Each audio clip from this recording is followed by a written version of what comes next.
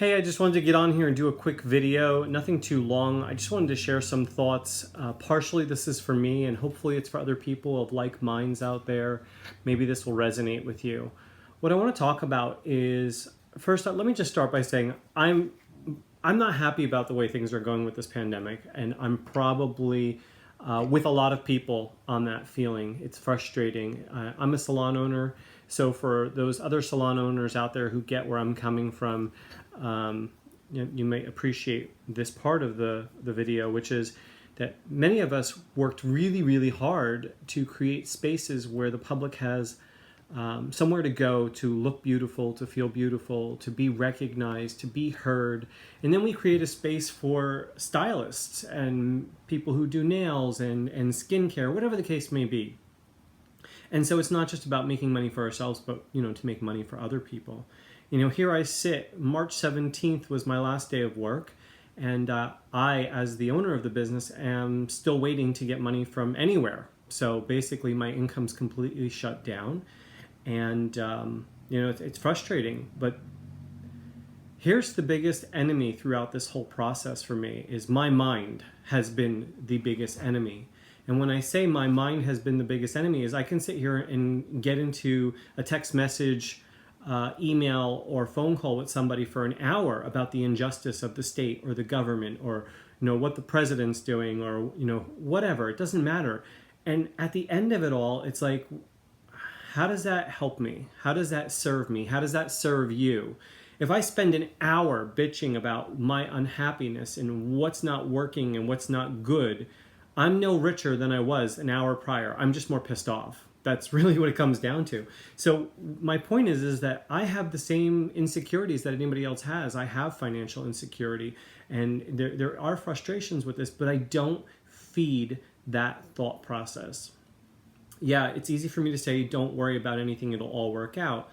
Listen, I hope it does. All I know is that every day I wake up and I say, what is the next right decision that I can make? What is the next step that I can make that's going to be a positive step in a positive direction of something I actually have control over? Spending all day reading the news is not going to change how I feel. Well, actually it will. It'll make me feel like shit. It's not going to change the circumstances. It's not going to put more food in my house. It's not going to fill up my bank account. It causes me agitation. So I read the news once a day, sometimes twice a day. Sometimes I go every other day. And the reality is that things are going to change when they're going to change. What I can do is I wake up and it's a rainy day. I could say, oh, great, it's a rainy day, I'm stuck in the house. Or I could say, oh, great, it's a rainy day, I can read something. And I'm all about really service, and I want to help other people. And I want to make a difference in the world. And as a spiritual advisor or a alternative coach, if you want to call, whatever you want to call me, who cares, right? My job is to really reach out and to try to make a difference in the world. And if my time spent on a rainy day is reading about something that will enhance somebody else's life, then it's time well spent. And the days that are sunny, I'll go outside and I'll go for a walk. And there's only so many walks you can take, and you can only walk the dog around the block so many times. But there's that moment of silence where you get to sit and be in the presence of nature in a way that maybe you never did before. Or maybe you have time to contemplate, or even better yet, you have time to face yourself and face your fears.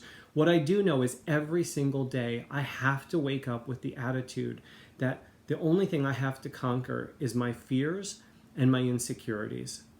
As long as I can keep putting food on the table, you know what? I have another day. Yes, I'm going to probably have to take a loan after after this whole thing. And yes, I can get into the whole thing of the victimization and poor me, and I work so hard and it's not fair. And maybe all of that is true, right? Sometimes we say all these things and we're like, but they're true, they're justified. I should be angry. But the thing is it's so toxic. It's like, if all I think about are the things that I have no control over, and all I think about is the things that are unjust right now, then all I do is break down my immune system. All I do is I feel tired and exhausted and miserable. And by the way, all of those feelings and thoughts just create snack time times 100. Yes, I did gain a little weight on this whole stay-at-home order, and I'm in the process now of losing it again. But so anybody who lost weight, I found it for you. Congratulations. It's like we just have to make light of these things, you know. And by the way, if your house is filthy during this time, then like you really need to like seek help, because there's more than enough time to get your house clean and your yard done and all those little projects that you put off. This is the perfect time to get caught up with things that you never thought you had time for. It's a time for bonding in a way that maybe we forgot about. It's a time to inspire each other and to raise each other up. I see so much stuff on the internet, and I sit there and scratch my head, and 9 out of 10 times I'm like, how does this serve anybody? I mean, all the good humor out there, people who are posting really funny posts, thank you so much, because it really brings a smile to my face.